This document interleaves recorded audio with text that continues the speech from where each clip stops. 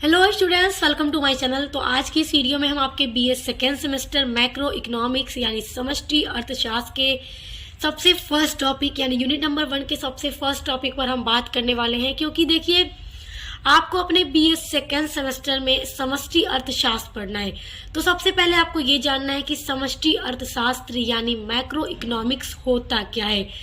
समष्टि अर्थशास्त्र को ही इंग्लिश में मैक्रो इकोनॉमिक्स कहा जाता है। तो देखिए, जब आप बीए के फर्स्ट सेमेस्टर में थे तो आपने माइक्रो इकोनॉमिक्स के बारे में पढ़ा, यानी व्यष्टि अर्थशास्त्र के बारे में आप लोगों ने पढ़ा। और आपको अपने बीए के सेकेंड सेमेस्टर में मैक्रो इकोनॉमिक्स पढ़ना है, यानी समष्टि अर्थशास्त्र पढ़ना है। तो आज की इस वीडियो के माध्यम से हम समष्टि अर्थशास्त्र क्या है, इसके अर्थ को समझेंगे, इसकी परिभाषा, समष्टि अर्थशास्त्र के उद्देश्य को जानेंगे, समष्टि अर्थशास्त्र की विशेषताएं समझेंगे, इसके महत्व, इसके विषय क्षेत्र सभी को आज की इस वीडियो के माध्यम से हम समझने का प्रयास करेंगे। तो वीडियो के एंड तक बने रहिए ताकि आपका समष्टि अर्थशास्त्र का ये टॉपिक पूरा एक ही वीडियो में कंप्लीट हो जाए और फिर आपको कहीं भी कोई डाउट ना हो, सारा कॉन्सेप्ट आपका क्लियर हो जाएगा इस वीडियो को देखने के बाद। तो चलिए, बिना देर किए हुए सबसे पहले हम जानेंगे आखिर समष्टि अर्थशास्त्र होता क्या है। समष्टि यानी कि बहुत बड़ा, जैसे आप कह सकते हैं कि समष्टि अर्थशास्त्र जो है ये बहुत व्यापक होता है, इसका क्षेत्र बहुत बड़ा होता है इसका क्षेत्र। और देखिए, जब बात इकोनॉमिक्स की आती है तो इकोनॉमिक्स को दो पार्टों में बांटा गया है, दो भागों में बांटा गया है। एक है माइक्रो इकोनॉमिक, दूसरा है मैक्रो इकोनॉमिक्स। तो माइक्रो इकोनॉमिक्स तो आप फर्स्ट सेमेस्टर में पढ़ चुके हैं, मैक्रो इकोनॉमिक्स आइए अब समझते हैं। देखिए, समष्टि अर्थशास्त्र वह अर्थशास्त्र की शाखा होती है जो किसी एक इकाई की नहीं बल्कि सभी इकाइयों का अध्ययन करता है। देखिए, समष्टि अर्थशास्त्र और व्यष्टि अर्थशास्त्र में यहाँ पर एक अंतर जानिए। इस अंतर को आप जान जाएंगे तो इसके अर्थ को आप एक बार में समझ जाएंगे। पहले अंतर जानिए व्यष्टि और समष्टि अर्थशास्त्र में। तो देखिए, यहाँ पे आप कंफ्यूज मत होइएगा क्योंकि मैं व्यष्टि और समष्टि दोनों में थोड़ा अंतर आपको बताऊंगी। आप अंतर जान जाएंगे तो अर्थ ऑटोमेटिक आपको समझ आ जाएगा। देखिए, बात करें पहले व्यष्टि अर्थशास्त्र की। तो व्यष्टि अर्थशास्त्र के अंतर्गत एक इकाई का अध्ययन किया जाता है, किसी भी एक इकाई का या किसी एक व्यक्ति की आय का, यानी एक व्यक्ति की आय का या पर डे इनकम, इन सभी चीजों का जो अध्ययन किया जाता है वो व्यष्टि यानी माइक्रो इकोनॉमिक्स के अंतर्गत किया जाता है। अब आ जाते हैं समष्टि अर्थशास्त्र पर। तो समष्टि अर्थशास्त्र में एक इकाई या एक व्यक्ति की आय का अध्ययन नहीं किया जाता, जबकि संपूर्ण इकाइयों का, और एक व्यक्ति की आय का नहीं, जबकि पूरे समाज में रहने वाले सभी व्यक्तियों की आय का और राष्ट्रीय आय का अध्ययन किया जाता है। किसके अंतर्गत? समष्टि अर्थशास्त्र के अंतर्गत। तो अंतर काफी छोटा है, मगर बहुत अच्छे से आपको ध्यान लगाना है कि व्यष्टि अर्थशास्त्र में एक इकाई, एक व्यक्ति, इन सभी के आय का अध्ययन किया जाता है, जबकि समष्टि अर्थशास्त्र के अंदर एक इकाई का नहीं बल्कि सभी इकाइयों का, और एक व्यक्ति की आय का नहीं जबकि पूरे समाज के लोगों के आय का और पूरे राष्ट्र की आय का, यानी कुल लागत, कुल उत्पादन, कुल उपभोग का अध्ययन किया जाता है। किसके अंतर्गत? समष्टि अर्थशास्त्र के अंतर्गत। तो याद रखिएगा, उम्मीद करती हूँ कि अब आप समझ गए होंगे कि समष्टि अर्थशास्त्र होता क्या है। आगे बढ़ते हैं। अब देखिए, समष्टि अर्थशास्त्र में आर्थिक मुद्दों का जो अध्ययन किया जाता है तो संपूर्ण व्यवस्था को, यानी पूरी व्यवस्था को ध्यान में रखकर किया जाता है। देखिए, समष्टि अर्थशास्त्र में हम अध्ययन करते हैं कि किसी देश की अर्थव्यवस्था का कुल उत्पादन कितना है। ध्यान दीजिएगा, समष्टि अर्थशास्त्र में हम किस चीज का अध्ययन करते हैं कि किसी देश की अर्थव्यवस्था का कुल उत्पादन कितना है, उसके साधनों का किस सीमा तक उपयोग हो रहा है तथा संपूर्ण व्यवस्था द्वारा कितना उपभोग और बचत की जा रही है। इन सारी चीजों का अध्ययन हम समष्टि अर्थशास्त्र के अंतर्गत करते हैं।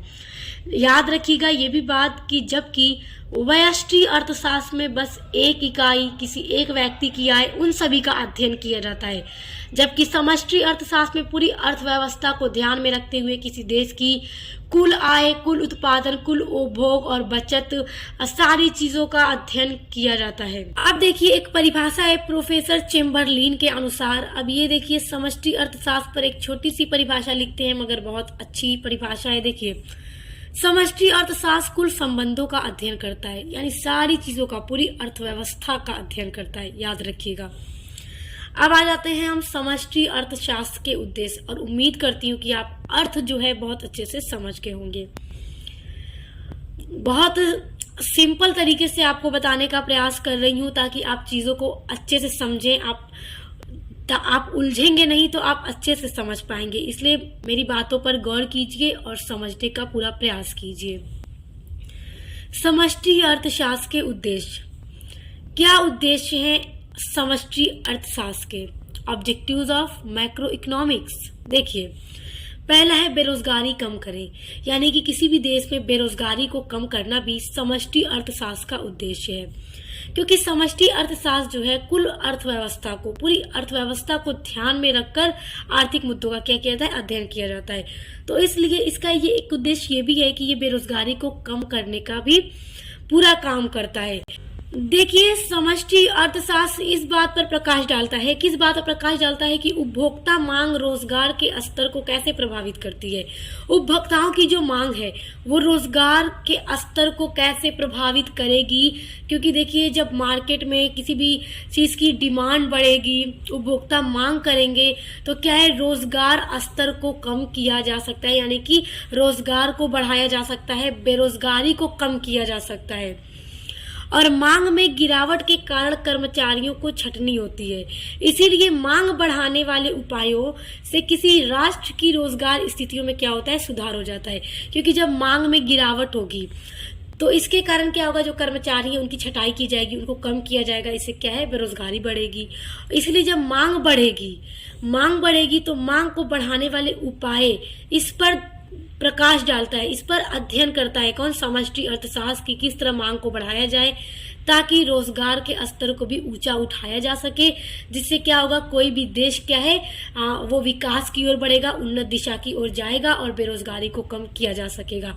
तो इसलिए बेरोजगारी को कम करने में भी समष्टि अर्थशास्त्र का एक बहुत बड़ा उद्देश्य है। अब देखिए समष्टि अर्थशास्त्र का दूसरा उद्देश्य है आर्थिक विकास को बढ़ाना। देखिए समष्टि अर्थशास्त्र का जो उद्देश्य है वो यह भी है कि आर्थिक विकास के उपाय बताए कि किस तरह किसी भी देश की जो फाइनेंशियल कंडीशन है वो बहुत अच्छी हो सकती है, उन्नत दिशा की ओर बढ़ सकती है। इस सभी का उपाय भी समष्टि अर्थशास्त्र बताता है, क्योंकि जो समष्टि अर्थशास्त्र है इसका क्षेत्र बहुत व्यापक है, ये कुल अर्थव्यवस्था को ध्यान में रखते हुए काम करता है। तो देखिए ये बताएगा कि रोजगार बढ़ाया जाए, किस तरह बेरोजगारी कम की जाए, इस सब चीज़ों पर जब वो अध्ययन करता है तो क्या होता है कि प्रोडक्शन बढ़ता है, रोजगार बढ़ता है और बेरोजगारी कम होती है, मांग जितनी होती है उसकी पूरी पूर्ति होती है। इस तरह से क्या होता है, सामाजिक स्थिति अच्छी होती जाती है। जब सामाजिक स्थिति किसी भी देश की अच्छी होगी तो आर्थिक स्थिति भी अच्छी होती जाएगी और आर्थिक विकास होता जाएगा, ताकि इससे क्या होगा कि पूर्ण ऊंचे स्तर पर जो लक्ष्य है वो प्राप्त हो सके, कोई भी जो देश हो उसके पूरे लक्ष्य प्राप्त हो सके। तो आप ये भी याद रखिएगा कि समष्टि अर्थशास्त्र का उद्देश्य है कि राष्ट्र को आर्थिक विकास पर ले जाना। तीसरा है मुद्रास्फीति पर नियंत्रण। अब मुद्रास्फीति क्या है, देखिए जब मार्केट में किसी भी सभी वस्तु का जब मूल्य बहुत तेजी से बढ़ने लगे, और ऐसा होता है कि अचानक मार्केट में मूल्य बहुत तेजी से बढ़ने लगता है, जिसे मुद्रास्फीति कहा जाता है। और जब मुद्रास्फीति मार्केट में आता है तो बस याद रखिए, मार्केट में जब ये आ जाए तो मार्केट का पूरा संतुलन बिगड़ जाता है, मार्केट असंतुलन हो जाती है। और देखिए मुद्रास्फीति हम ये नहीं कह सकते जैसे पूरे देश में ये एक साथ नहीं, पूरे संपूर्ण विश्व की हम बात नहीं करेंगे। देखिए हम एक देश की बात कर सकते हैं कि एक देश में मुद्रास्फीति जब हो, या फिर देश के अंदर किसी भी राज्य के अंतर्गत हो, तो क्या होगा, मार्केट का संतुलन बिगड़ जाएगा। मुद्रास्फीति जब मार्केट में आती है, चीज़ों का जो दर है, चीज़ों की जो मूल्य है वो बहुत तेज़ी से बढ़ने लगता है। तो देखिए, बाजार अर्थव्यवस्था पर कीमत वृद्धि की ऊंची दर पर नियंत्रण करती है कि कीमत की जो, किसी भी वस्तु की जो दर है, कीमत जो है वो ज़्यादा न बढ़े, क्योंकि जब दर बढ़ती चली जाएगी तो क्या है, पूरा संतुलन बिगड़ जाएगा मार्केट का। तो उस पर संतुलन बनाए रखने का काम कौन करता है? समष्टि अर्थशास्त्र करता है। अब पढ़ेंगे हम, अब अच्छे से हम समझेंगे समष्टि अर्थशास्त्र की विशेषताएं।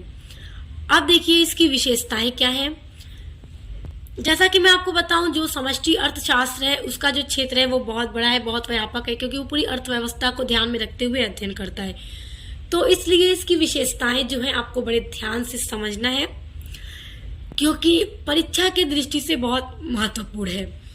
देखिए, सबसे पहली विशेषता तो आप ये लिख लीजिए कि बड़े बड़े समूहों का विश्लेषण करना, क्योंकि ये एक इकाई का तो अध्ययन करता नहीं है, एक उत्पादन का अध्ययन तो करता नहीं है, एक व्यक्ति की आय का अध्ययन तो करता नहीं है।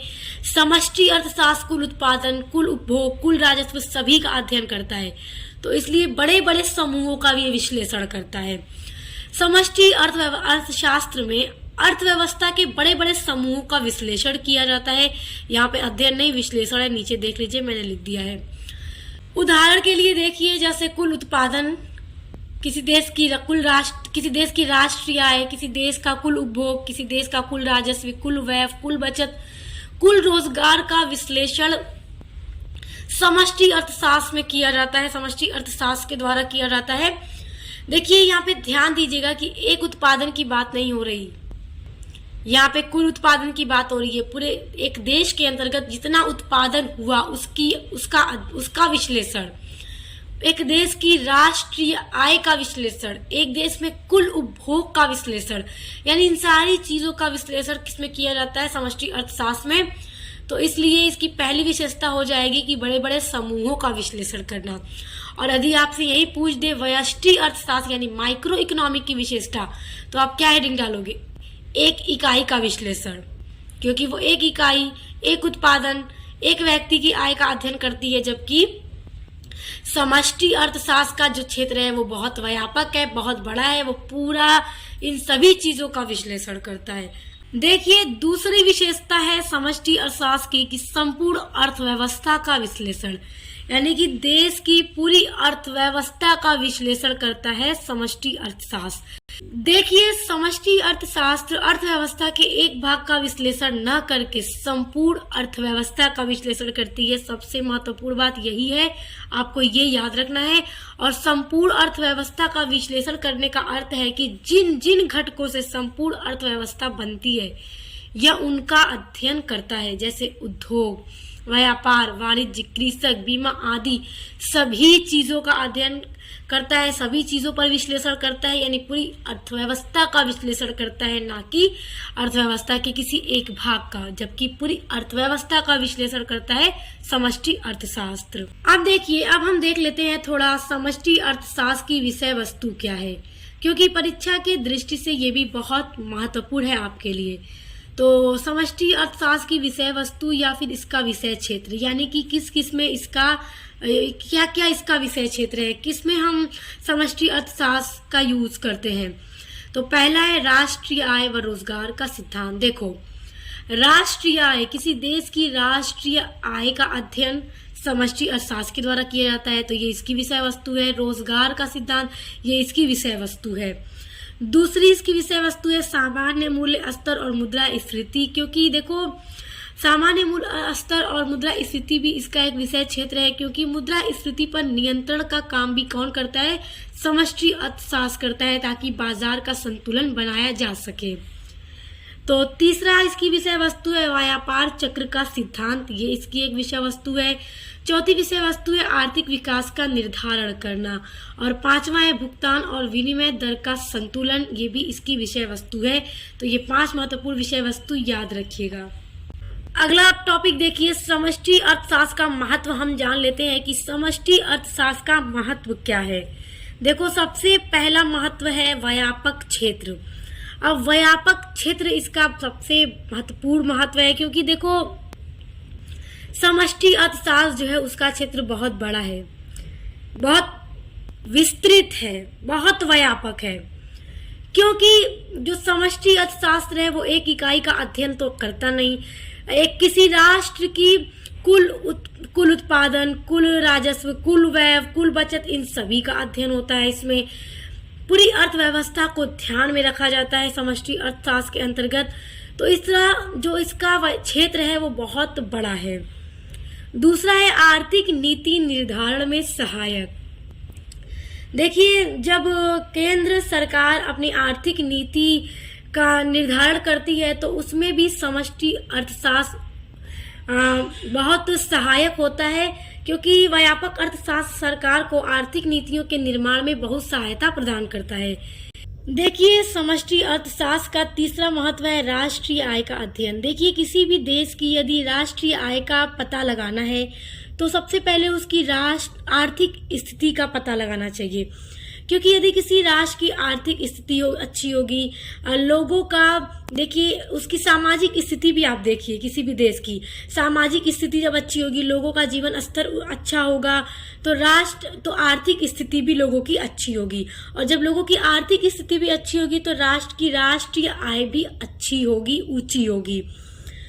तो राष्ट्रीय आय किसी भी देश की जब उसका पता हमें लगाना है तो समष्टि अर्थशास्त्र के द्वारा ही ये संभव होता है, क्योंकि जब राष्ट्रीय आय का अध्ययन हमें करना होता है तो हम समष्टि अर्थशास्त्र के माध्यम से ही करते हैं। ये इसी के द्वारा, यानी समष्टि अर्थशास्त्र के द्वारा ही ये संभव हो पाता है।